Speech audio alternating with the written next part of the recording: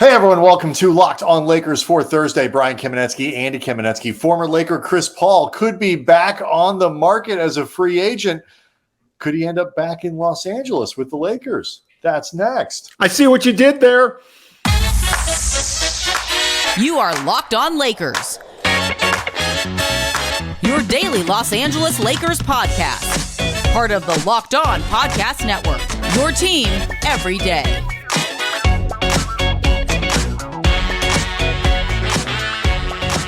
Thanks to everyone for making Locked on Lakers first listen of every day, Monday through Friday, no matter how or where you get your podcasts. It's always free. It's never going to be behind a paywall. And Locked on Lakers on YouTube is where you can go hang out with over 17,000 Lakers fans, all of whom are curious as to whether or not Chris Paul, former Laker, will finally end up in Los Angeles and actually get to wear a Lakers uniform. Andy, big news today out of Phoenix. It appears that the Phoenix Suns may be getting out of the Chris Paul business. Yeah, Chris Haynes from Bleacher Report and TNT, and this was later confirmed by Shams Charania at The Athletic and really the whole team over at The Athletic. The Suns and Chris Paul have been discussing his future with the organization, and it's going to, in one way or the other, either involve moving his contract or getting his contract fully off their books. Like, there is a possibility that has been acknowledged that Chris Paul, if they can't find a trade partner for him, he has about $31 million owed to him this coming season if his contract is guaranteed by a certain point, kind of like what we talked about on yesterday's show. Basically, the end of the month when all these contracts become guaranteed. What they can do is release him and re-sign him to a smaller deal. Chris Paul reportedly wants to stay in Phoenix. So it's not a done deal that he's going to be gone. If the Suns stretch him, though, that's your signal. That is your 100% ironclad signal that he ain't coming back there, and he then could go anywhere. And, we'll see what's going to happen. And, when the news first broke on Wednesday afternoon, it looked like it was like, TikTok, like the Suns are putting Chris Paul on waivers like now. And as the day has gone on and Woj is reporting, and it could be a slower process. This is going to be something where either the Suns or Chris Paul, or maybe both, pump the brakes a little bit on what seemed like a report that now, like Chris Paul's can be on the market like Tuesday, or that a decision had been definitively made as far as if it's not happening today, this is what's going to happen in the very near future. Right. Although what's interesting though, saw Adrian Wojnarowski from ESPN talking in an ESPN segment before Game 3 of the finals, which, by the way, if you're late to the party, Denver ended up winning pretty handily. They're now up 2-1 in this series. Chris Paul would like some clarity sooner rather than later about what is going to be happening, because obviously if he is going to be going on the open market, he wants to be able to try to work the room, so to speak, before the process begins. He wants to get in on the tampering party, basically. Right. Everything else going on with free agents. He doesn't want to have to wait until after the draft, until he wants his agents, all these people want to be able to work whatever channels are available to teams, and that includes draft day trades, things and that, whatever it might be. And clarity is required. The draft is on the 22nd, I believe. So 2 weeks from today, I believe it is the draft. So let's, for argument's sake, let's set aside the issue of the Suns and whether or not they could bring him back, because it's not 100% guaranteed he's out of Phoenix, whatever. But let's assume, for the sake of this conversation, that that his time in Phoenix is over, and Chris Paul and the Suns, when this is all over, are going to move on from each other. The first 726 tweets in reaction to this news all were basically, okay, well, he's going to be a Laker now. Like all of them, every single Laker or Clipper. It took me I took me a long a bit of scrolling before I got to any team other than Lakers. And then, yes, it was the Clippers. And Woj reported too, the Clippers would obviously be interested, but the zeitgeist, Andy, the average NBA fan, NBA Twitter, overwhelmingly put Chris Paul on the Lakers literally the second Haynes tweeted this out. Well, I mean, we've already been down this road before when Chris Paul was actually for about 15 minutes a Laker. And he's been, he has spent the last decade photoshopped in a Laker uniform in some way, shape, or fashion. He's also the only member of the Banana Boat crew that LeBron has not played with yet on an NBA level. So this would complete the ring. I guess maybe give Gabby Union a 10-day deal at some point just to really make sure everybody from that photo is present and accounted for. But yeah, I mean, he's going to be ring chasing. That is the only thing left in Chris Paul's career that he has not yet accomplished is win a championship ring. I mean, he's a first ballot Hall of Fame no-brainer. He's going to go down as one of the greatest point guards ever, but he still has not gotten that ring. And the Lakers are a team that, in theory, at least, would fall under those considerations for a variety of reasons beyond, I think he would just like to. I think LA would be appealing to Chris Paul anyway. Yeah, he still has a house in LA. This is where he spends his off seasons. And, obviously there is the tie to LeBron James. There is the fact that it actually, at least certainly on paper, makes sense in terms of the type of point guard, if, the Lakers would add as opposed to say a Russell Westbrook. Contextually, everything kind of, and then, there's just every star player who ends up on the street gets linked to the Lakers. All of them. It's just, that is the way this works. It is the way it will always work. And it is the proper order of the universe. The question becomes,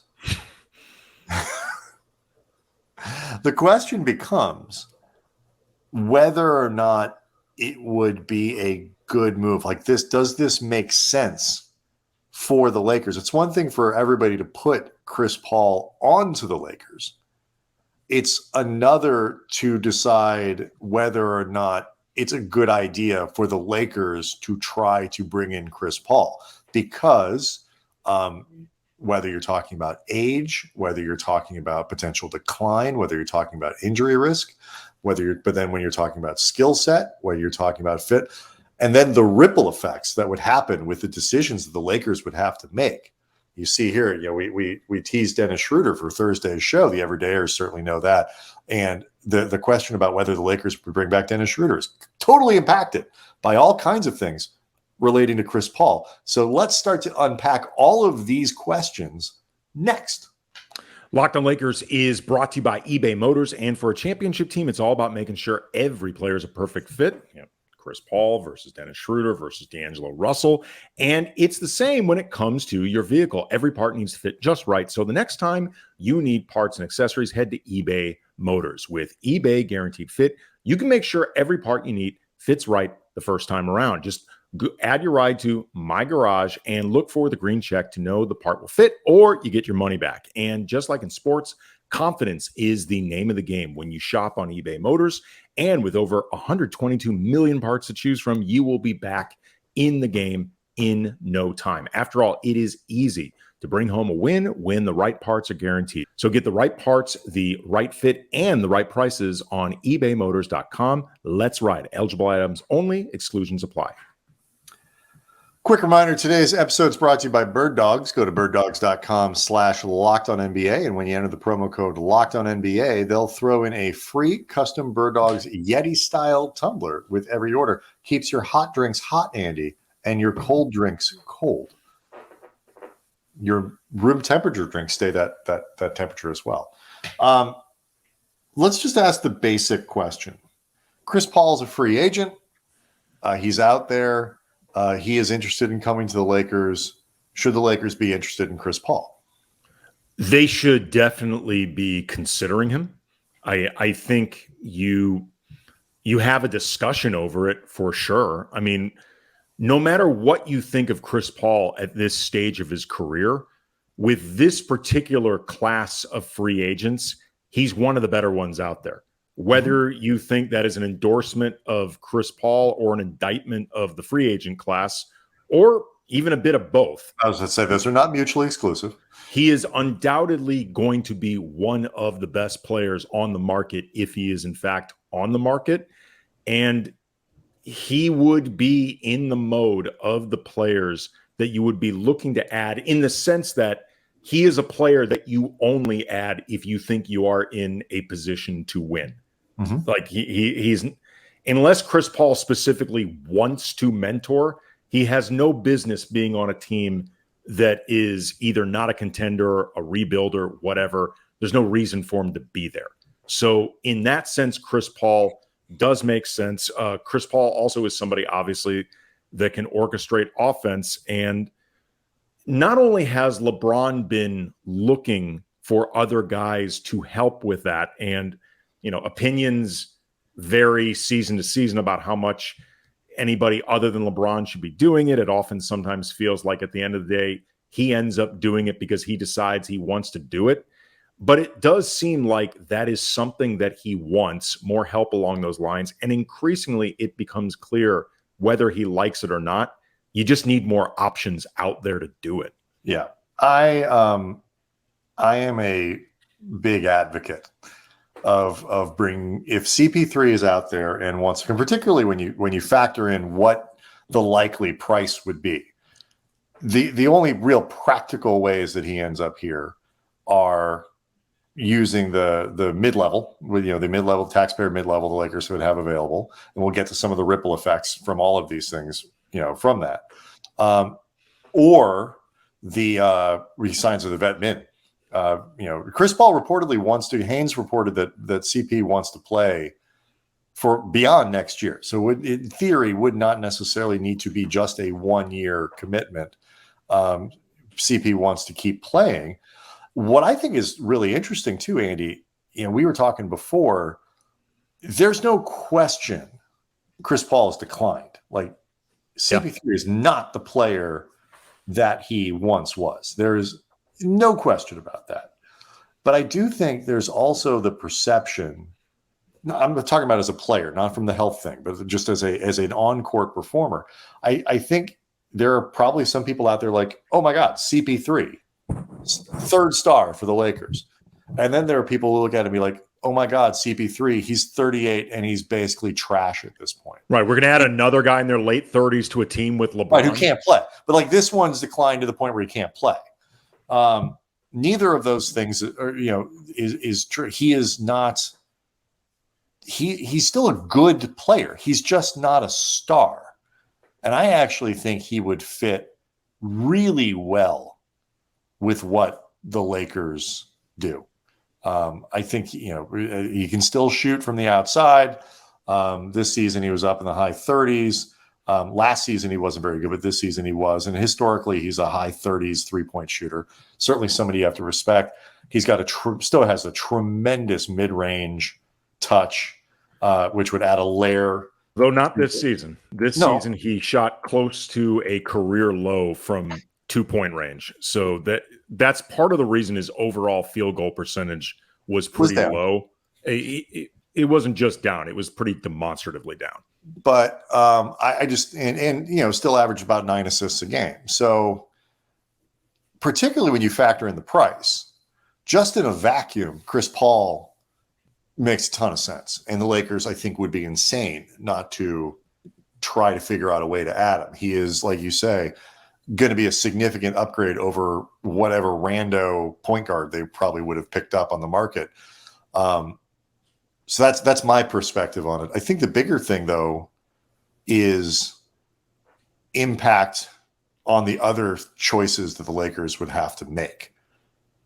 Yeah, I mean, I think with Chris Paul, in a lot of ways, it's not a question of yeah, you could do worse than Chris Paul. You absolutely could do worse than Chris Paul, particularly, again, when you take into account the other likely free agents that would be in the Lakers' price as a team that everybody expects to be a taxpayer mid-level team. Like, you're not going to have that many options. The question really starts becoming, could you do better when you raise the idea of D'Angelo Russell, Dennis Schroder, some type of combination? It's more the idea of, could you do better than CP3? Well, that's what I'm getting at. There is, for example, the Lakers, by every report since the end of the season, have been universally interested in bringing back Dennis Schroder. It is complicated to do that depending on what his market is. The Lakers can, because he was on a veteran's minimum this year, are limited in what they can offer him. The best way for them to pay him the most money is to use the exception to bring him in. If you use it on Chris Paul, you can't get Dennis Schroder. Use it on Dennis Schroder. You could bring in so people understand, D'Angelo Russell and Chris Paul together, that is an option. That is really just about how much are you willing to pay as the Lakers. How much are you willing to put out there, past the first apron, just up to the second apron, tax implications, whatever. It is CBA legal. Yeah, there's no reason. There's zero reason they couldn't do that. The question and Chris and Paul Russell, and Schroder, though, is likely an impossibility. Likely, unless the market for Schroder is really soft, or Schroder decides, I just want to be here that bad that I'll take, or CP3 decides. Well, that's the other flip. The flip side of that is the ideal scenario for the Lakers would be Chris Paul comes and just says, I've made how much money over the course of his career. Chris Paul has made a significant amount of money. According to Basketball Reference, he's $331 million. More than that. That's not even counting what he made this year. You're right. So it's about $360 million, with at least $15 million coming to him this upcoming season, regardless of how any of this shakes out. That's the minimum that's coming to him. Plus all that State Farm money. Yep. So, he can certainly look at this and say, I could play here for a minimum. I could, a year and an option or something, like whatever it might be. If that happens, the Lakers could then use the exception on Schroder. And I would still, if everybody could figure out a way to I would still try to bring back Russell in that scenario. I don't think there's a reason why I wouldn't let any of the talent go. And I'll tell you why next. Locked On Lakers is brought to you by Bird Dogs, the makers of shorts and pants that feature the future of comfort, which is built-in underwear. It's stitched inside the pants and shorts, almost like a layer of boxer brief that is one with the clothing. They call it Comfort Kingdom, and you can rule this land in your Bird Dogs. You can look better, you feel great wearing your Bird Dogs. The stretchy fabric makes my legs, your legs, everybody's legs look great, and they are comfier than other pants and shorts, and they're also versatile. You can wear the same pants or shorts on a golf course, work meeting, on a date. It's the perfect attire for doing a little bit of grilling and sitting down watching some NBA finals. And they are forgiving. They got a little bit of extra stretch if your midsection needs a smidge more room, and no judgment, nothing to be ashamed of. Go to birddogs.com/LockedOnNBA, and when you enter that promo code LockedOnNBA, they will throw in a free custom Bird Dogs Yeti style tumbler with every order. That is in and of itself a reason to do this. It is an awesome tumbler. I use this every single day. So get yours and get some Bird Dogs. Okay, so what makes me nervous about I like the idea of Chris Paul being on the Lakers. I think he would improve that. What would make me uncomfortable is sacrificing sort of depth around, because you got to keep Chris Paul healthy and you got to get the other guys through the season and whatever. You want to maximize the amount of talent on the roster to be able to do it. What kind of combination of, if Chris Paul comes and he takes the mid-level, for example, it probably means that Schroder goes. Yes. I think it definitely means Schroder goes, unless there is no market for Dennis Schroder whatsoever. Right. It means Schroder's out. You mentioned that, there is, at the very least, challenging conversation that comes if presumably Reaves starts, if you sign Chris Paul and you still want to bring back D'Angelo Russell, you have role questions there. Chris Paul, I think, would be coming off the bench most likely. You think so? Okay. Someone would have to, presuming Reaves starts. Someone would definitely have to come off someone has to come off the bench. Austin Reaves is going to be playing 35 to 40 minutes. He's your third best player on this theoretical roster. He absolutely is starting. Right. You're starting some other large person somewhere, whether it's Rui Hachimura or someone. I am not playing Austin Reaves as an undersized 3. We've seen this movie multiple times, multiple incarnations. It's a good way for Darvin Ham to get himself killed. It's an unnecessary, counterproductive way to try to have a starting lineup of Austin Reaves, Chris Paul, and D'Angelo Russell, which I don't know why you would do that in the first place. To me, you would play Reaves and Russell, who we've already seen are good together, as your starter, and Chris Paul comes off the bench in a decent-sized bench role. One that theoretically could expand into the playoffs where he starts to play a little bit more, whether that's coming off the bench or maybe. I don't know. I got to be honest. I got to be honest. The idea of Chris Paul expanding his minutes as the season goes along feels more like a really awesome idea than something that I think is actually going to be impossible as the season goes along, but we'll see. His minutes, his production in the playoffs really began to sharply decline. Like, I looked up the per 36 minutes for Chris Paul in the playoffs and D'Angelo Russell. People were unhappy with D'Lo's, and I get why they were. Chris Paul's were basically the same, if not a little bit worse. And then he got hurt. Right? Yeah. So, but that's kind of my point, is CP to me is a great addition if he's an and. If he's an instead of, it's problematic. D'Angelo Russell, for an 82-game season, and I firmly believe the Lakers need to build a roster that has enormous depth to get through an 82-game season so that their best players are healthy enough to elevate in the playoffs in ways that LeBron could not, even with the Lakers getting the Western Conference Finals. He wasn't healthy enough with that foot to be the player the Lakers needed in total. Would you agree? Yeah, absolutely. Yeah. So that's what makes this tricky, is this notion of you got, if you add Chris Paul, and the assumption from the entire basketball Twitterverse was that, of course, he's going to be a Laker. The Lakers would have to make really hard choices about making sure that they didn't use Paul to replace the talent that they already have. You could maybe let like a Malik Beasley go in that case. But in terms of your frontline talent, he can't replace D'Angelo Russell. That won't work. Shouldn't. He shouldn't. Risk. Right. Well, I don't think Chris Paul replacing D'Angelo Russell is or should be a consideration because of the 3 guards that we're talking about, CP, Schroder, Russell. I actually think D'Angelo Russell is the best of the 3.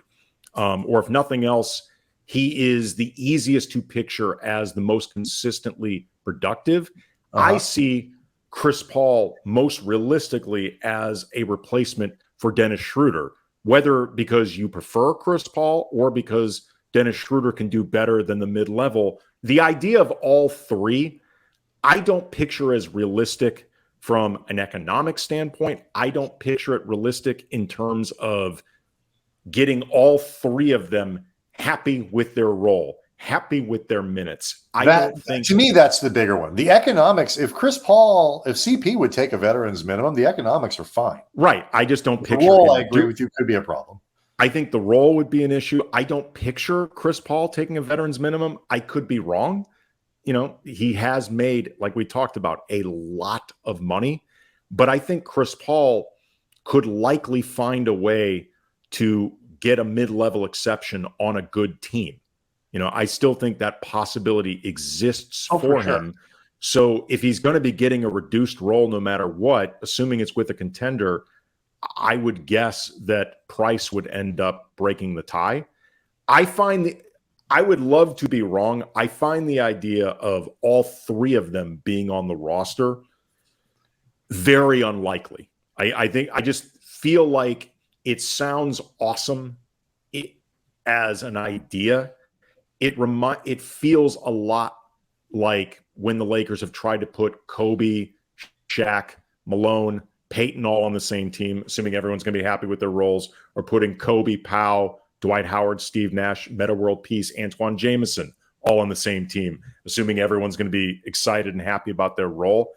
I don't think there will be enough backcourt minutes to go around where Austin Reaves, D'Angelo Russell, Chris Paul, Dennis Schroder will all be happy. I just don't. Yeah, and that's reasonable, but I cannot hear anybody mention Antoine Jameson on the Lakers without laughing at Dan D'Antoni, the assistant coach that year, his description of Jameson as high-assed like a flamingo. Mm-hmm.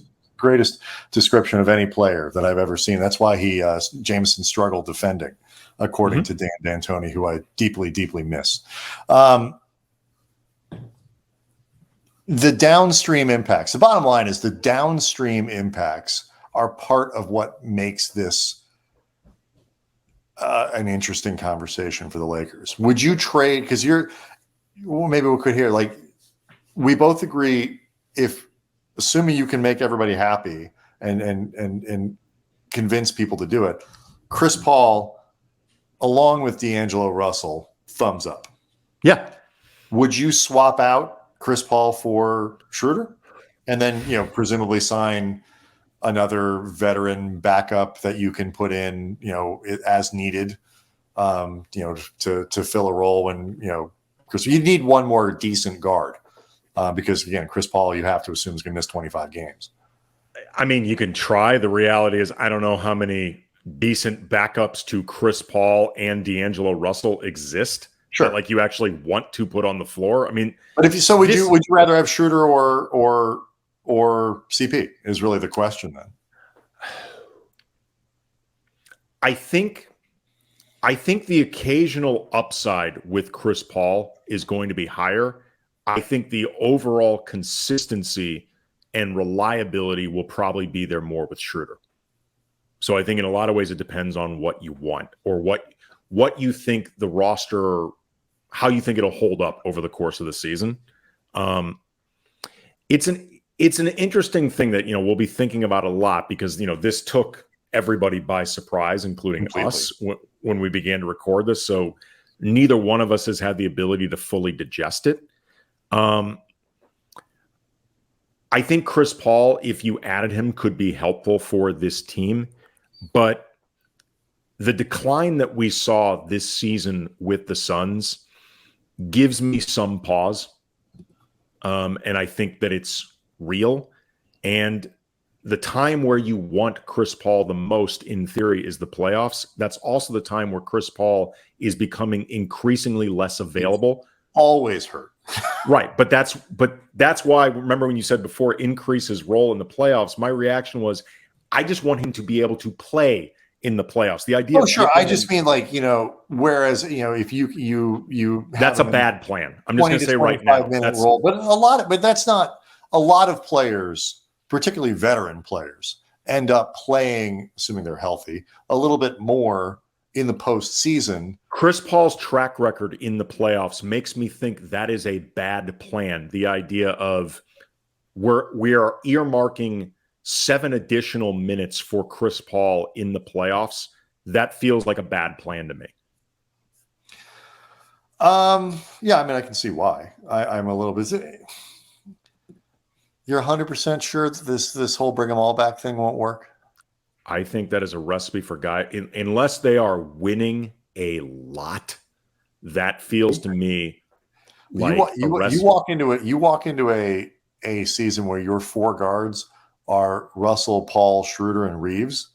You've got a healthy LeBron. You got a healthy AD. Bring back Hachimura. Sure. You could be winning a lot of games. You could be a lot of games. That's a good team. You could be. I'm just saying. I think keeping the four of them happy, or really, Reaves will be happy for sure. Keeping the other three happy with what they're being asked to do, I think is going to be a challenge. I can see that. All right. For Friday, Andy, we are going to take a detour from the speculation, whether it's about Kyrie Irving or Chris Paul, and start speculating on something different. The NBA draft. The Lakers actually have a pick, and for the time being, they might use it. Number 17, and then again at 47.